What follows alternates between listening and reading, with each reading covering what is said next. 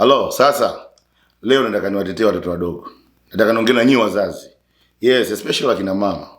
Nisikizeni vizuri. Unajua mnakuwaga mnazingua sometimes. Kwa mfano, unampeleka mtoto mnaenda kupiga picha kama kifamilia. Alafu mtoto anaanza kuzingua. Unamtandika, analia. Alafu 10 seconds unamwambia kila mtu aanze kutabasamu picha ipigwe. Hivi unajua mtoto ametoka kulia 10 seconds ago. Alafu unataka tabasamu. Unajua kuna process ndefu sana kati ya kutoka kutabasamu au kutoka kulia hadi kutabasamu na vice versa. Hivi unaelewa kitu? Yaani wewe unajichukulia tu kwamba mtoto all of a sudden aache kulia aanze kucheka. Jamani wazazi, sasa nyinyi kina mama, hebu acheni hizo vitu. Tunawaonea watoto bana. Nimekaa chini, nimesema nefi leo unakuja kuwatetea.